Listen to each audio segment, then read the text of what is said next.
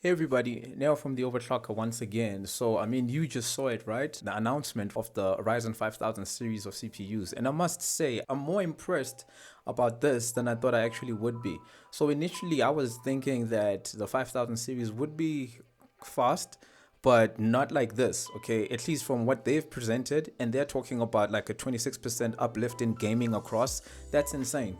Okay, I don't remember a generation upon generation improvement in performance that's been 26% in gaming. That's just ridiculous.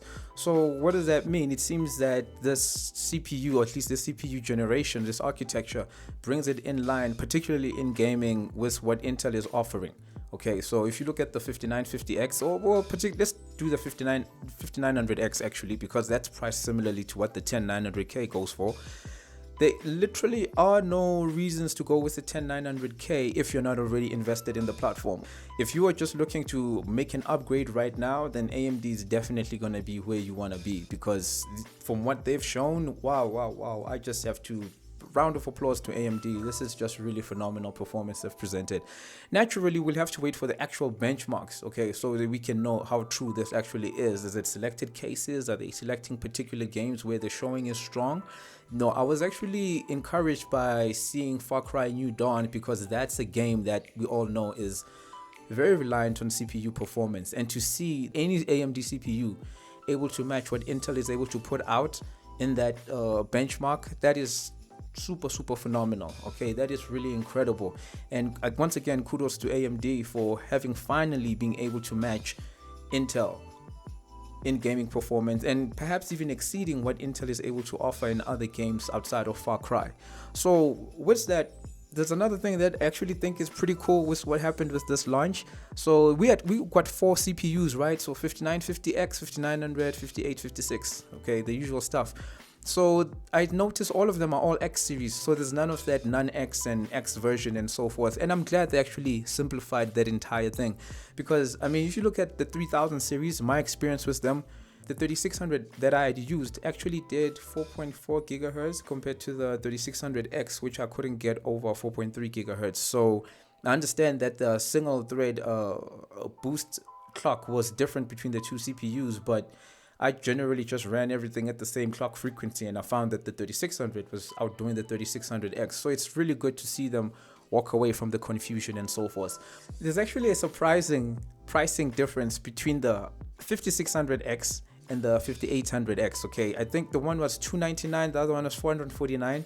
So there's nothing in the $300 range, and I'm thinking perhaps they might choose to put something in there at a later point. However, I don't see what configuration they would put together in there. You're going from 6 cores to just 8 cores, so how much distinction could you put in there? Okay, but anyway, we'll have to see. So if you look at what these CPUs are now offering, again, they're still the only ones with PCI Express 4.0 that's active, or at least enabled. And then we're also looking at potentially the fastest CPUs, if not the fastest CPUs for gaming.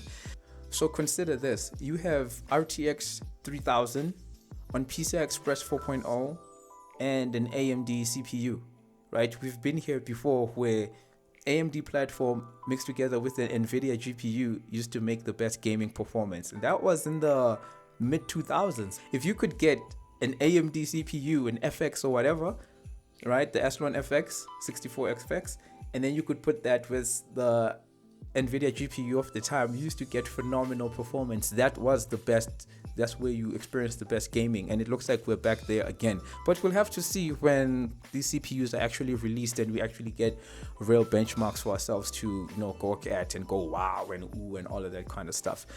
But overall, I think this was a great presentation. I'm not going to go into all the technical details, because well, you all saw them. There's nothing I'm going to add to that, okay? And I'm hoping that in fact, there will be some cool articles that we can read upon that will educate us more on the architectural changes, the significance of all the changes that have actually been made to the load store units, the wider execution cores, the better cache topologies, lower latencies, and all of that sort of things.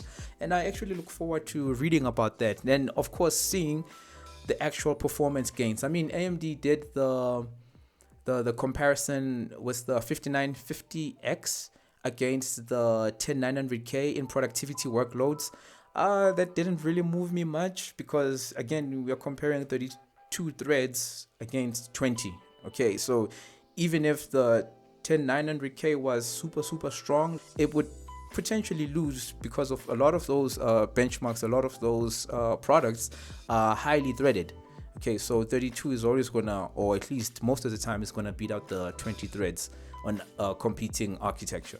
So yeah, that didn't really move me much, but I have no doubt that it's going to be super strong. I mean, that Cinebench, oh, okay, and I've heard that Intel is not too happy about, or they don't necessarily find Cinebench relevant, and perhaps they have their technical reasons for that, why that is, and I have no doubt that it's actually true at some level. However, comparing what we have and what we know against the new, I never thought I would see such a score like that from just a generational upgrade, right? I definitely did not envision this, and I think it's because we also didn't get too many leaks with this launch outside of just the name that it was going to be 5000 series and not 4000. So to see it do something like this, I mean, that's just truly crazy. So what do we have? We have increased IPC, we have increased clock speeds, even though they actually didn't go into detail about that. So I'm suspecting maybe the clock speeds aren't as improved as I might like. So I doubt if we're looking at 5 gigahertz overclocked for anything, okay? But again, you don't need the clock frequency if you have the IPC, okay? I mean, you would rather have a performant 4 gigahertz CPU than a CPU that's 5 gigahertz and is slower. And in fact, it's so odd that we're here because at some point AMD did have this problem where they released the, what do you remember this? The still Bulldozer? Okay, they had the FX CPU that could do 5 gigahertz, but it was slower than the competitions at like 3 gigahertz or something. So now we have something almost that's reminding me of that. That's why I'm bringing it up. 4 gigahertz on the 5000 series Ryzen is probably going to be better than the 4.2 gigahertz on the 3000 series. And if you consider that a lot of the CPUs topped out at 4.2 gigahertz, even if you got exactly the same clock speed right now, it would be the equivalent of what, 4.4 gigahertz. Okay, so that's not a bad thing. I know you shouldn't look at things like that. You can't count, or you can't extrapolate performance just like that. But I mean, at some level it makes sense. Okay, so anyway, this is kind of interesting. I look forward to actually seeing what the CPUs are going to deliver. 105 watt TDP. I mean, okay, they haven't gone up there, so yeah, it's going to be really interesting to see what they can do. And I'm hoping that the memory overclocking is further improved, right? We have a higher Infinity Fabric clock, and we can therefore support higher memory frequencies as well. The IMC on the 3000 series was already pretty good. Okay, so with the 5000, I expect it to be even better. And maybe we can start running 1-to-1, DDR4000 with a 2000 megahertz Infinity Fabric clock. So that would be pretty interesting. And who knows what kind of additional performance that's going to bring to us. I really think that there are going to be some records that were previously just Intel only that may be challenged. I'm not saying they'll be broken, but they actually can be challenged now in a realistic way. You may not be able to do the insane clock speeds that Intel CPUs can get up to, the 7 gigahertz and so forth, but maybe if these CPUs can do what, maybe a 5.9, 6 gigahertz, okay, they may start being competitive. But we'll have to see. We'll see from all the extreme overclockers and everybody else who's able to test this at the time. So yeah, that's it. Those are my thoughts about the AMD Ryzen 5000. I really look forward to seeing these CPUs and what they can do, and all I can say is that this coming 30 days between now and the end of October is going to be crazy. So anyway, I'm sure you guys are equally impressed. Let me know what you think in the comments below. Remember to share, like, subscribe, and I'll see you guys next time. Peace.